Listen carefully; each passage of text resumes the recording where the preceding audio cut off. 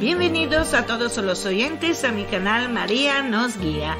Yo soy Bárbara y hoy quiero proponeros la temática ¿El celibato sacerdotal fue una invención medieval? He sacado este tema de un artículo de catholiclink.com escrito por Andrés Jaronzug y que yo he ampliado un poquito solo. El autor se pregunta, pero ¿quién dijo que el celibato sacerdotal fue una invención medieval? Y yo, Bárbara, subrayo. Mirad que la cizaña en contra de la Iglesia Católica ha nacido desde el primer momento en que Jesucristo empezó a evangelizar aquí en la tierra. Y por lo tanto no hay que maravillarnos si en todo el curso de la historia de la Iglesia cristiana y católica hayan habido propagandas anticatólicas más o menos intensas atacando la Iglesia. Hoy como entonces. Así que la Iglesia Católica, precisamente porque tiene la tarea de custodiar la verdad de las cosas, que es la palabra de Cristo viva en él, y en la Iglesia a través del Espíritu Santo, basa cualquier decisión en los pilares de la fe. Y los pilares son Jesús mismo, la Biblia, Antiguo y Nuevo Testamento, los apóstoles y la tradición de los santos, en particular de los doctores de la Iglesia. Los santos han dado pruebas de ser tales por las intervenciones de Dios en sus vidas y en la vida de la Iglesia, en esta dimensión terrenal y temporal a través de apariciones, milagros, prodigios, visiones, y para gloria de Dios y salvación nuestra. Por lo tanto, todo lo que está dentro de la Iglesia Católica es el fruto del estudio, de la ponderación, de todas estas comuniones de los santos que ya trabajaban aquí en la tierra en consonancia con Dios, con la ley de Dios y con las intervenciones de Dios en nuestra dimensión temporal a través de los santos mismos. Y estos santos en el curso de la historia de la Iglesia han promovido y estudiado y a través del magisterio y toda la comunión de los santos se han creado los dogmas que son los pilares de la Iglesia Católica y de nuestra fe, de nuestra doctrina de la fe católica, en que podemos movernos pero sin ir más allá de estos pilares. ¿Por qué? Porque si cogemos solo de nuestro razonamiento sin dejarnos guiar da todos los santos doctores de la Iglesia y apóstoles que han venido antes y que a través de sus experiencias con Dios han podido entender más la verdad de las cosas, cómo proceder y todo, sin esta dirección que ellos nos dan, sin esta guía, podemos después nosotros, con nuestro razonamiento, alejarnos de la verdad de las cosas y de la revelación que Cristo nos ha dado a través del Evangelio y, por lo tanto, llegar a conclusiones completamente erróneas. Y después haré un capítulo sobre esto porque, por ejemplo, bajo la influencia de los protestantes, la Iglesia Católica, una parte de la Iglesia Católica está también alejándose de la verdad y por lo tanto es también bastante preocupante por el hecho que después los fieles ya no saben qué hacer. Y volvemos a la temática anterior. Entonces, repetimos, ¿quién dijo que el celibato sacerdotal fue una invención medieval? Entonces, concentrémonos en la temática del celibato sacerdotal. ¿Por qué los sacerdotes tienen que mantener el celibato? O sea que es muy, pero muy, muy aconsejable que los sacerdotes mantengan el celibato, cosa que no quieren los cardenales disidentes alemanes. Bueno, existe Un mito, dice este artículo, bastante difundido, según el cual el celibato sacerdotal, lejos de tener un origen evangélico, habría sido impuesto cerca del siglo XII para contrarrestar la vida licenciosa del clero. Bueno, todo esto es falso. Hay una pequeña parte de verdad en lo que es una parte del clero licencioso. Esto es verdad, pero la verdad, para ser tal, tiene que ser verdad desde el comienzo al final. Porque si hay solo pequeñas partes de verdades y después son mentiras o son fantasías o son propaganda negativa en contra de la Iglesia, entonces ya esta no es una verdad. Porque la verdad tiene que ser entera, desde el comienzo al final. No tiene que contradecirse, tiene siempre que permanecer fiel a sí misma. Por lo tanto, si hay partes de verdad, solo partes de verdad, todo lo que es después el razonamiento que se construye alrededor de estas partes de verdad, concluye en una mentira. Vale. Este error histórico que personalmente pienso haya sido siempre dicho en mala fe, esto lo estoy diciendo yo, Bárbara, ha dejado de pronunciarse en cada ocasión en que se debate la continencia de los llamados al sacerdocio. Para introducirnos en el tema hay que tener en claro que las disposiciones respecto al celibato no son un dogma. Esto significa que puede discutirse sobre el asunto sin temor a vulnerar el credo.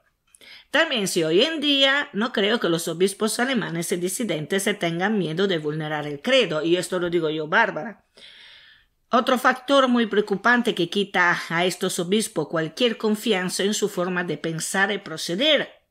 Pero hay que tener prudencia sobre este asunto del celibato sacerdotal por la profundidad histórica de esta práctica y por su origen bíblico.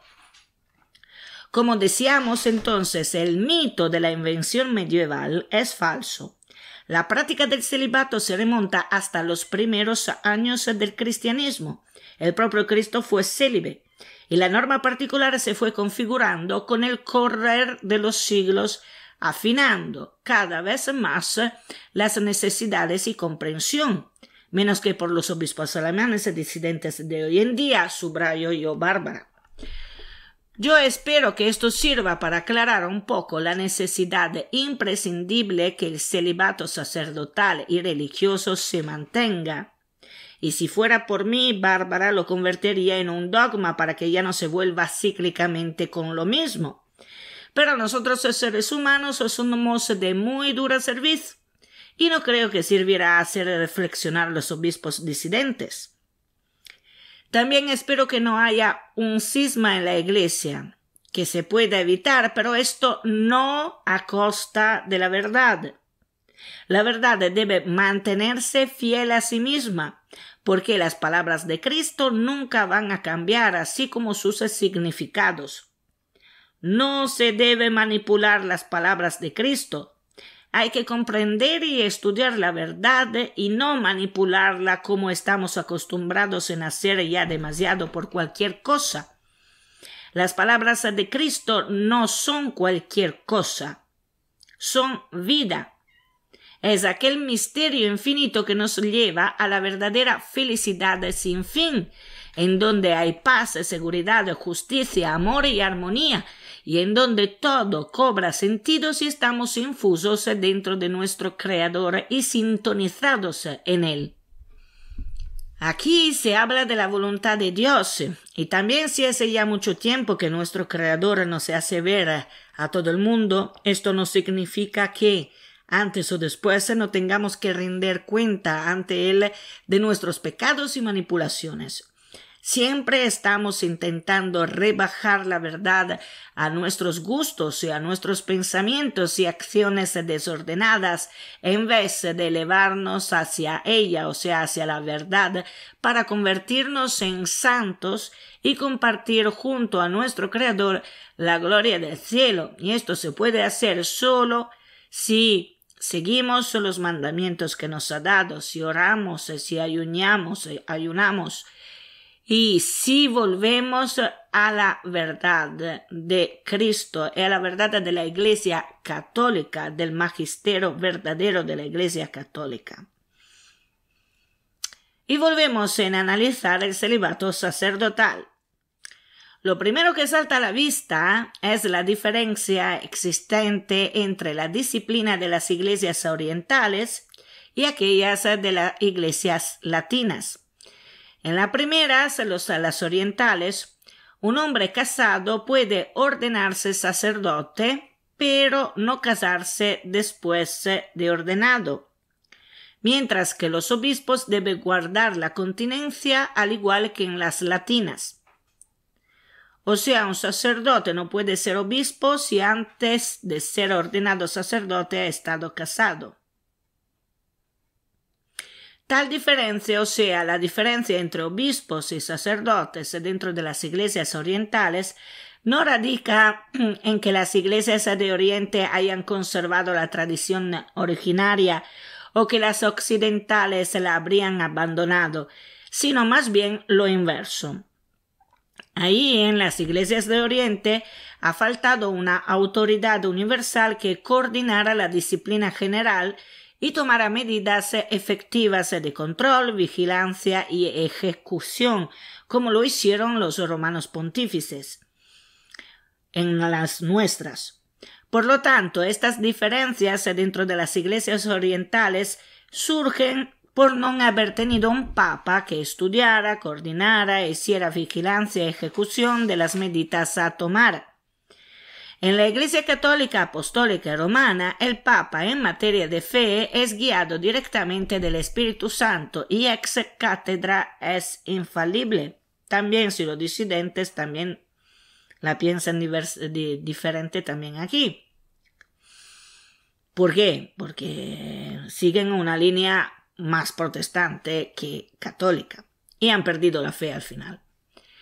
El Espíritu Santo guía su iglesia a través del Papa y del Magisterio y hay que creer en esto, ya que la iglesia ha dado prueba de la intervención del Espíritu Santo en todos los 2000 años de historia de la iglesia y en condiciones realmente difíciles.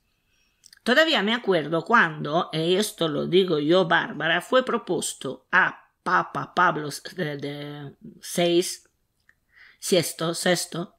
de firmar por permitir el aborto en una época en que todavía no se había bien entendido que la vida humana empieza desde su concepción.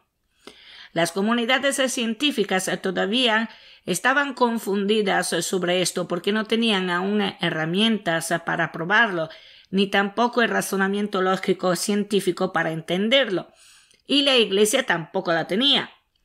Y Papa Pablo VI fue muy cerca de firmar para permitirlo, pero algo, entre comillas, lo frenó su mano y de repente dijo no, y no firmó. Desde ahí la Iglesia profundizó cada vez más el asunto y finalmente entendió que la vida humana empieza desde su concepción y aún más allá, porque lo que potencialmente crea una vida humana no debe ser sacrificado, ni desperdiciado, ni bloqueado, ni neutralizado. Por eso que la Iglesia Católica está en contra de los contraceptivos. Y vamos adelante. En este podcast encontrarás los diferentes hitos históricos que fueron configurando la disposición del celibato tal como la conocemos actualmente y descubrirás que esta práctica se remonta en el tiempo hasta el mismo momento en que Cristo predicó. Y si te interesa este tema, puedes consultar El celibato eclesiástico, su historia y fundamentos teológicos del cardenal Alphonse Stickler, o Historia de la Iglesia de Hubert Jedin, y espero que esto te sirva para conocer la historia de nuestra Iglesia. Entonces vamos adelante con el primero. Punto. El origen evangélico del celibato sacerdotal. Las primeras menciones concretas al celibato las encontramos en la propia sugerencia de Jesús a los apóstoles, que se puede encontrar en Lucas capítulo 18, versículo 28-30. Y en estos versículos se lee: y dijo entonces Pedro: ya lo ves, nosotros hemos dejado nuestras cosas y te hemos seguido. Y él, Jesús, les dijo: yo os aseguro que nadie que haya dejado casa, mujer, hermanos, padres o hijos por el reino de Dios, quedará sin recibir mucho más al presente, y en el mundo venidero vida eterna. La referencia que hemos leído no tiene la forma de un precepto, pero sí un deseo manifiesto de Cristo para todos los que quieran llevar una plena vida evangélica. La siguiente alusión a la continencia la encontramos en la primera carta del apóstol San Pablo a los cristianos de Corinto. Corintios 1, capítulo 7, versículo 7-8. Vuelve a aparecer aquí una invitación a la comunidad para que adopten voluntariamente una vida célibe e imiten su comportamiento. Otra alusión de Cristo al celibato, y muy clara, diría yo, la encontramos en el Evangelio de Mateo, capítulo 19, versículo del 10 al 12. Dícenle a Jesús sus discípulos: si tal es la condición del hombre respecto de su mujer, no trae cuenta casarse. Pero él les dijo: no todos entienden este lenguaje, sino aquellos a quienes se les ha concedido, porque hay eunucos que nacieron así del seno materno, y hay eunucos que se hicieron tales a sí mismos por el reino de los cielos. Quien pueda entender, que entienda. En los primeros tiempos de las comunidades cristianas, el ordenamiento jurídico de estas amplias comunidades de la Iglesia estaba constituido por disposiciones y obligaciones transmitidas solo oralmente. La persecución esporádica de los primeros 13 siglos impidió en cierta forma que las leyes se expresaran por escrito. Recién a partir del siglo IV surgirá una producción escrita relacionada con el derecho y la literatura cristiana. Además de los testimonios presentes en el Evangelio, la primera carta del Papa Clemente de Roma, del finales del siglo I y principio del siglo II, ya describe la práctica de la continencia, así como también las cartas de Ignacio de Antioquía a los esmirniotas y la carta a Policarpo relatan las existencias de vírgenes que tienen prestigio dentro de sus comunidades. Fuentes del siglo III dan testimonio de la existencia de cristianos de ambos sexos que renuncian al matrimonio, se distancian del mundo profano y viven en familias o se ponen a disposición de la Iglesia. En esta centuria, Clemente de Alejandría escribe su obra Quis dives salvetur? ¿Quién será el hombre rico que se salvará? Donde llama a los ascetas los escogidos de los escogidos. O Tertuliano con su De Exhortatione Castitatis, exhortación a la castidad, cuyo título es por demás sugerente respecto al tema. De este ascetismo derivará el primitivo monacato de Oriente, cuyo célebre exponente fuera San Antonio, así como del ideal de la virginidad se desarrollarán las bases del futuro celibato clerical. Y ahí pasamos al Concilio de Elvira. En el primer decenio del siglo IV, obispos y sacerdotes de la Iglesia de España se reunieron en el centro diocesano de Elvira para poner bajo una reglamentación común las circunscripciones eclesiásticas de España, perteneciente a la parte occidental del Imperio Romano. Como durante el periodo anterior caracterizado por las persecuciones y la desorganización de la Iglesia, muchos aspectos de la disciplina se habían relajado y el concilio sancionó 81 cánones que reafirmaban el antiguo orden. El canon 33 del concilio fue la primera ley expresa sobre el celibato al afirmar que obispos, sacerdotes y diáconos debían abstenerse de sus mujeres y no engendrar hijos. Caso contrario, debían ser excluidos del estado clerical. Es importante mencionar que muchos de los clérigos mayores de la Iglesia de España eran viri probati, o sea, hombres casados antes de ser ordenados, como obispos, sacerdotes o diáconos. Sin embargo, a partir del momento de la ordenación, todos estaban obligados a renunciar al uso del matrimonio y a observar una perfecta continencia.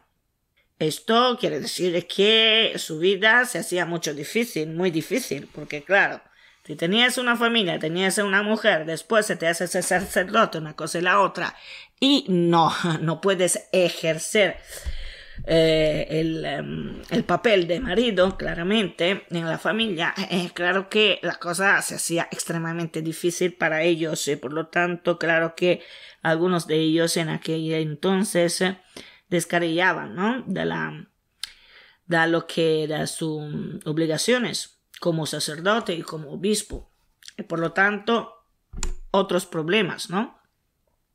Lejos de ser una novedad, este canon fue una reacción contra la inobservancia de una obligación tradicional. Si hubiese sido algo nuevo que obligara a los ordenados a renunciar a su estado conyugal sin que existieran disposiciones anteriores, se hubiesen desatado protestas legítimas, sobre todo en un mundo tan apegado a lo legal como aquel del Imperio Romano. En el segundo concilio de Cartago del año 390 se expresó una declaración vinculante que quedó formalizada en el concilio de Cartago del 419 y que establecía que los 3 grados, obispos, sacerdotes y diáconos, estaban ligados por la ordenación a la obligación de la castidad y a la abstención de sus esposas. En este punto se evidencia que gran parte del clero mayor estaba casado antes de la ordenación y que después de ella debían vivir en continencia. Además, entre los textos de este concilio se establece una relación de la práctica del celibato como una enseñanza de los apóstoles y mencionada como una antigua usanza. Porque, claro, los apóstoles cuando encontraron a Cristo, cuando lo conocieron, muchos de ellos estaban casados. Y para después de la resurrección y de la Pentecostés, que tuvieron el impulso de seguir a Cristo totalmente, como ya he dicho en otro capítulo, me parece el capítulo anterior, el capítulo 27 de estos podcasts, dejaron la familia prácticamente para seguir totalmente a Cristo.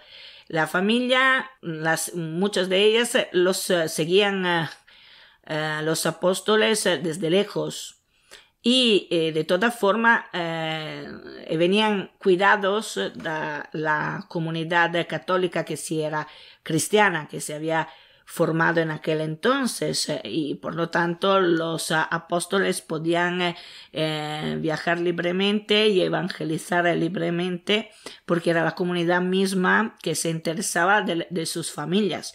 Claro, sí, pero después de la organización de la Iglesia Católica se ha visto que el celibato sacerdotal es importantísimo para crear aquel canal, aquella relación directa con Dios sin tener problemas terrenales que podrían hacer perder la concentración y también el equilibrio, la armonía y también el nivel espiritual del propio ministerio, porque claro, si un sacerdote es más preocupado por su familia, por sus hijos, por ejemplo, su mujer y todo esto, claro que no puede seguir enteramente a la evangelización, ni siquiera a la voluntad de Dios, a la voluntad de Cristo. Y además, estos montones de problemas que puede tener teniendo una familia, que pasa que lo arrastra a la dimensión humana, a la lógica humana, y por lo tanto no puede entonces elevarse a la lógica de Dios y entender realmente Dios así como es y a la verdad que es Cristo.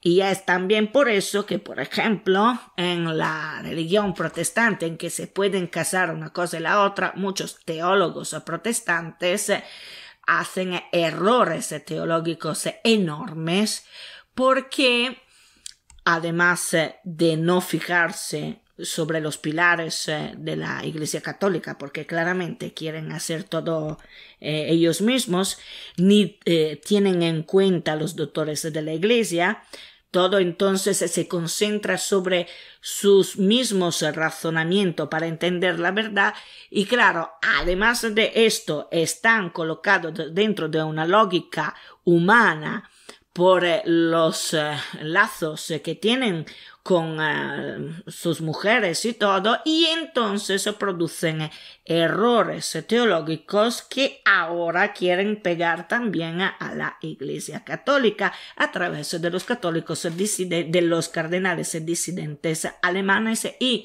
lamentablemente también en algunos franceses y latinoamericanos. Así que estamos muy bien servidos. Las disposiciones de los papas. Un testimonio muy importante sobre la continencia de los clérigos lo brindan diversas cartas dirigidas por los papas a obispos de diferentes diócesis. Así, por ejemplo, una carta directa del año 385 del Papa Ciricio, que vivió entre el 384 y 399, que fue Papa entre el 384 y 399, al obispo Imerio de Tarragona, que menciona que los sacerdotes y diáconos que después de su ordenación engendran hijos, obran en contra de una ley irrenunciable que obliga a los clérigos mayores desde el inicio de la Iglesia. Y de igual forma, Inocencio I envía una carta Dominus Inter a los obispos de la Galia, diciendo que muchos clérigos mayores habían abandonado temerariamente la tradición de continencia y que un sínodo celebrado en ocasión decidía que los obispos, sacerdotes y diáconos estaban obligados por las escrituras y la tradición de los padres a guardar la continencia corporal. Con posterioridad a estos pontífices, otros papas como León Magno y Gregorio Magno continuaron con la exhortación al celibato. Disposiciones como estas no permiten reconocer que junto al rol de los concilios, de los cuales emanan las normas, entre ellas la del celibato, aparece la acción orientadora y el cuidado universal de los romanos pontífices. Además, nos muestran cómo existía una unidad de fe y disciplina entre las regiones de Europa y África que pertenecía al Patriarcado de Roma. Así que podemos ver que el problema, entre comillas, que siempre surge de los celibatos o de los sacerdotes no es un problema de hoy, siempre ha sido así. ¿Por qué? Porque las pasiones humanas siempre son las mismas y cíclicamente vuelven, porque el cornuto de abajo cíclicamente es más fuerte y entonces tenta, con la tentación, también a la Iglesia Católica, a los obispos, a los cardenales y todo esto, a los sacerdotes, a desviar del camino que indica Jesús y la verdad, porque Jesús es camino, verdad y vida.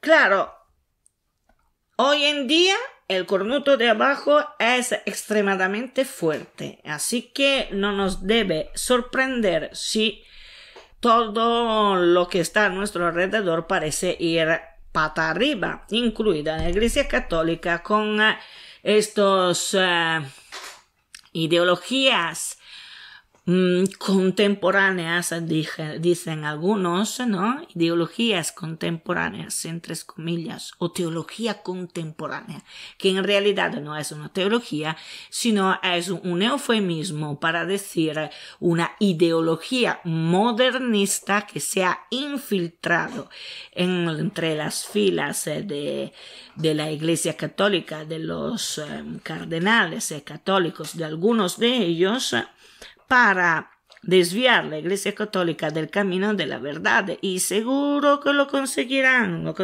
y seguro que muchas personas caerán en la red de ellos, en esta telaraña que están construyendo los demoledores, como dice Ana Catalina Emmerich, y yo espero que los sacerdotes y los seminaristas también se entiendan esto, que se den cuenta de esto, y por eso que necesitamos muchas oraciones y ayunos el miércoles y el viernes para que la Iglesia Católica esté protegida también de esto. Pero claro que muchos sacerdotes también caerán en esta trampa.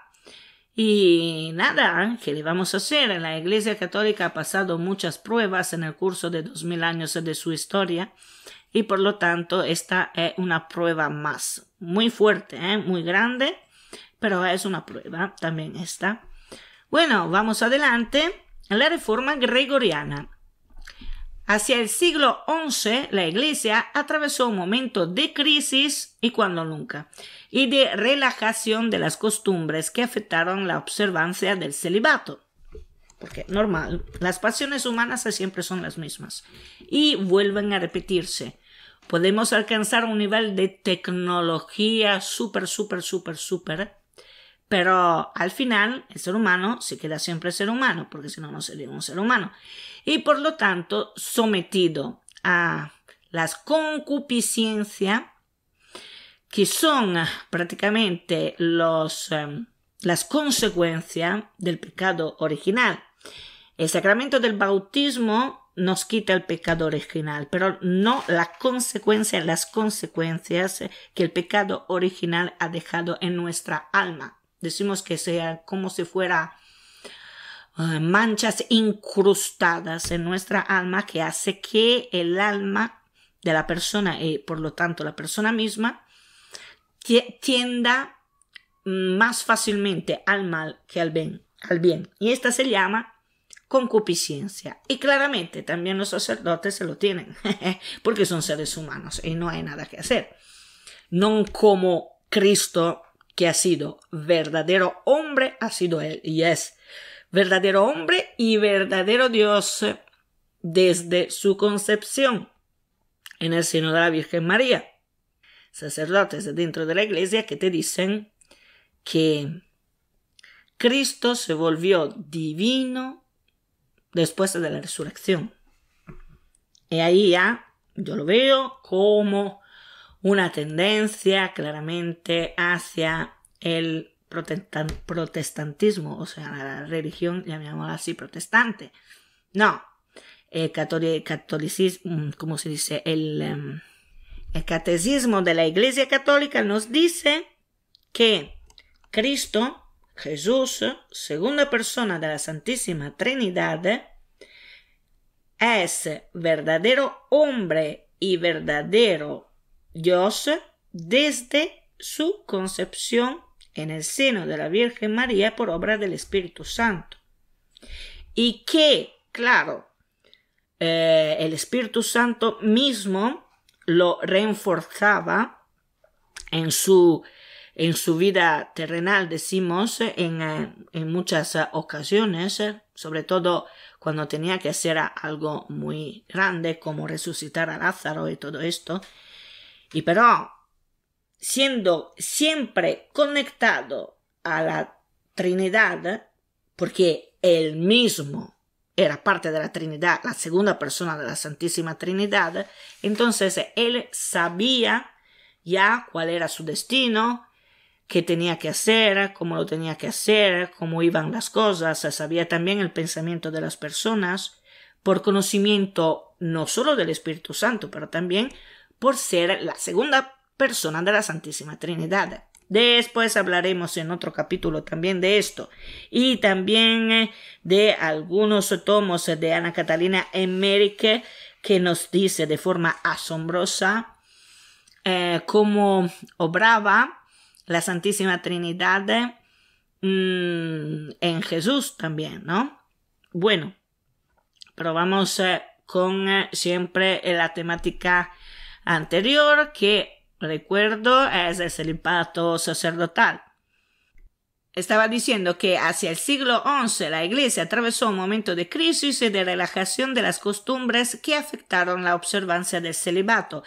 En materia moral, los dos grandes males de este tiempo fueron la simonía, es decir, la compra de los oficios, y el nicolaísmo, esto es, la extendida violación del celibato eclesiástico. Veis que la historia se repite. Para remediar esta situación, el Papa Gregorio VII emprendió un programa de cambios que dieron origen a la célebre Reforma Gregoriana. Con respecto a la práctica de la continencia, se impuso un mayor rigor a la hora de elegir los candidatos para clérigos mayores, así como también se impulsó una mejora en la formación del cuerpo eclesiástico. Y en este sentido se fue limitando progresivamente la aceptación de hombres casados para la ordenación.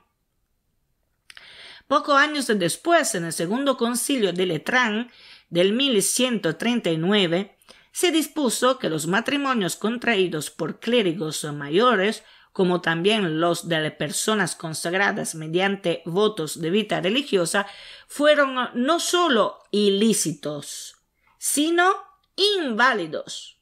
Y esto se demuestra también con el estudio de la verdad, de la palabra de Dios, de la palabra de Cristo, y sobre la experiencia de la Iglesia misma cuando va en una dirección y después pasa lo que pasa, hay consecuencias, que estas consecuencias la Iglesia Católica se da cuenta que alejan de la verdad de Cristo, y entonces también a través de doctores de la Iglesia y santos, la Iglesia Católica se redirige a ella misma para poder caminar hacia la verdad de Cristo, cuando ve que, claro, desvía por un rato y después vuelve de nuevo al mismo camino de siempre, porque ha entendido dónde está el error. Y hoy en día es mucho más difícil contrarrestar estos impulsos que está surgiendo dentro de la Iglesia Católica por ideologías transversales que los mismos algunos de los obispos y cardenales tienen en sus cabezas. También porque Muchos cardenales lamentablemente han perdido la fe, han perdido la fe en la guía del Espíritu Santo, han perdido la fe en que las palabras de Cristo sean eternas, han perdido la fe en muchas cosas y claro, ¿por qué? Porque la situación del mundo es tan caótica, tan confusa y tan poco tiempo tenemos cada día en pensar en Dios.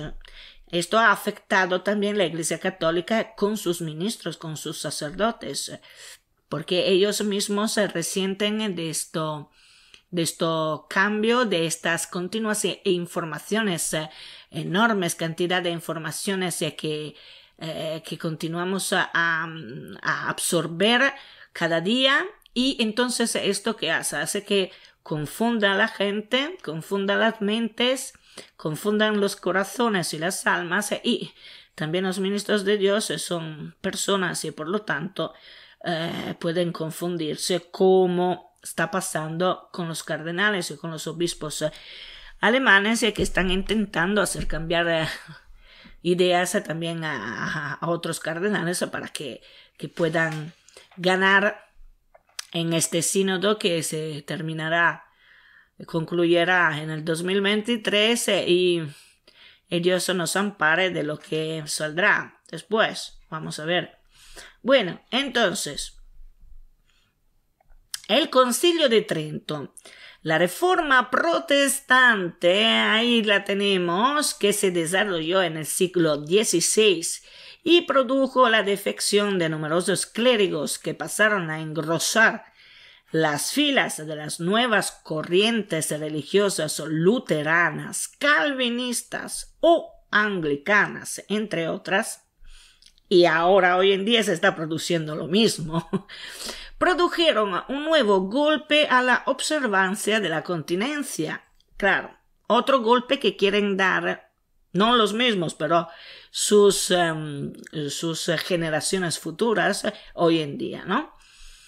Algunos emperadores, reyes, príncipes e incluso representantes de la Iglesia se empeñaron en obtener un aligeramiento o una dispensa de dicho deber para intentar recuperar a los sacerdotes apóstatas. Así que el ciclo es un ciclo, la historia siempre se repite en el ser humano y somos de dura servicio, no obstante que la Virgen María aparezca por ahí y por allá y nos diga orar, hacer la confesión, ayunar y todo esto. Nosotros continuamos a no oír, a no querer escuchar a la Virgen María y después el otro que está abajo se vuelve cada vez más fuerte y pasa lo que está pasando hoy en día, guerra por un lado, guerra por el otro y también dentro del sínodo guerras, porque las guerras no son aquellas solo de las armas, sino también los enfrentamientos creados por un lado da los que quieren que ganen su propio ego, sus propios intereses personales y su propia vanidad, y los otros que intentan defender como pueden la verdad. Y muchas veces están confundidos también ellos o no tienen el valor de decirlo y al final pasan rupturas, pasan confusiones y al final vamos todos al garrete, yo digo yo.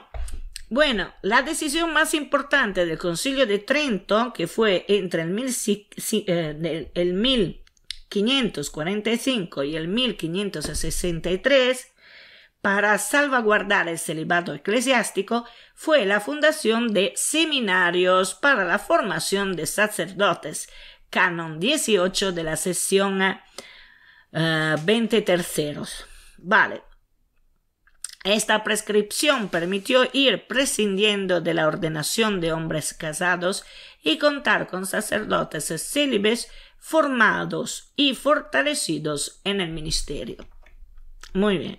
El problema de hoy en día es que estas corrientes disidentes dentro de la Iglesia Católica están dentro también de los seminarios. Por lo tanto, cuando los seminaristas terminan su seminario y se vuelven párrocos o jóvenes y todo esto, ¿qué pasa? Que están ya contaminados con las ideas protestantes, porque dentro están en muchos seminarios, y por lo tanto después vamos a encontrar párrocos que parecen más protestantes que católicos. Actualmente existen sacerdotes protestantes casados que se convierten a católicos y son aceptados por la Iglesia en virtud del hecho que eran pastores. Pero esta acción de caridad de la Iglesia Católica hacia estos pastores convertidos no debe hacer cambiar la observancia del celibato para los llamados a la vida sacerdotal.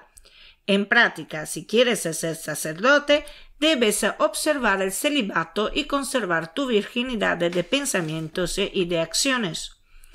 Esto del celibato sacerdotal es otro motivo de fricción entre los obispos alemanes disidentes y la Iglesia Católica, custodia de la verdad revelada.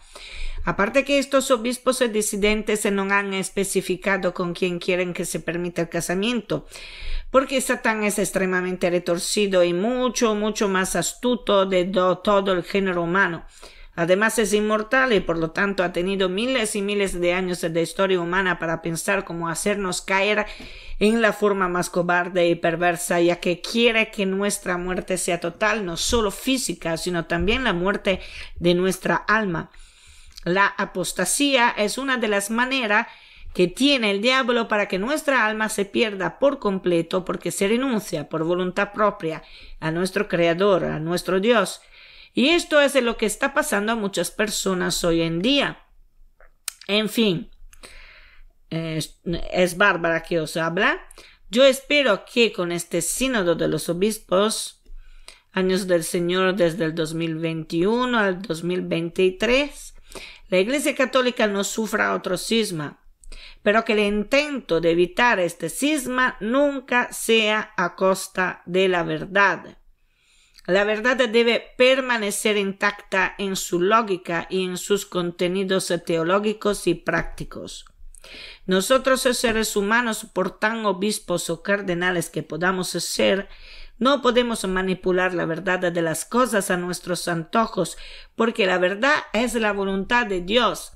Es lo que Dios ha pensado y donado para que el ser humano funcionara en la forma correcta, y el testigo de la verdad es Cristo, porque estaba allí desde el principio de todas las cosas, junto con las otras dos personas de la Santísima Trinidad. Solo la verdad explicada por los apóstoles, los doctores de la Iglesia, del mismo Jesús, del magisterio de la Iglesia tradicional, el verdadero magisterio, lo que funda sus pilares en los dogmas y en los doctores de la Iglesia, puede corregir los pensamientos y las acciones humanas desviadas por la presencia de aquel, entre comillas, virus del pecado original que ha dejado en el hombre la concupiscencia, o sea, la tendencia constante y perturbadora de ir tras el mal, hacia la autodestrucción de la persona en su totalidad, cuerpo, mente y espíritu, tendencia contraria a todo bien y a toda lógica. Y es por eso que la Virgen María, Reina de la Paz, que aparece en Medjugorje, continúa a decirnos: orad, orad, orad, y ayunad también el miércoles y el viernes, sobre todo porque en los corazones humanos reine el amor y no el odio, reine la paz de Cristo, porque solo Cristo puede traernos la verdadera paz, y también para defender la verdad y la Iglesia Católica y todos los sacerdotes, porque muchos de ellos están confundidos, así como los laicos, y es necesario sobre todo orar por la Iglesia Católica, Apostólica y Romana, y para estos sacerdotes, sobre todo los más confundidos, para que puedan volver al camino que es Cristo, a la verdad que es Cristo y a la vida que es Cristo. Y tenemos que tener en cuenta esto. El reino de los cielos se puede alcanzar a través de una puerta muy estrecha. Es necesario esfuerzo, es necesario sacrificio. Y entonces el camino más fácil, el camino que nos sigue más la corriente, la lógica humana, es el camino equivocado. Solo el camino estrecho, la puerta estrecha que necesita mucho esfuerzo para ultrapasar, esto es el camino correcto. El camino más difícil es el camino correcto, no es el camino fácil. Y los cardenales y los obispos alemanes y algunos franceses, lamentablemente disidentes a la Iglesia Católica, lo han olvidado. O a lo mejor no quieren recordarse de esto. Y por lo tanto, ¿qué hacen? Van a desviar desde el camino. Y van hacia una puerta muy grande donde pasan muy fácilmente y no es la puerta correcta de ultrapasar. Entonces, oremos al Espíritu Santo porque ilumine a su iglesia y a sus pastores, porque nunca falte la gracia de sus dones. Que el ego de muchos obispos sea neutralizados y que todos se reconozcan con júbilo que una sola es la verdad y que nunca los santos de la tradición de la Iglesia han contradecido esta verdad. Y que así sea.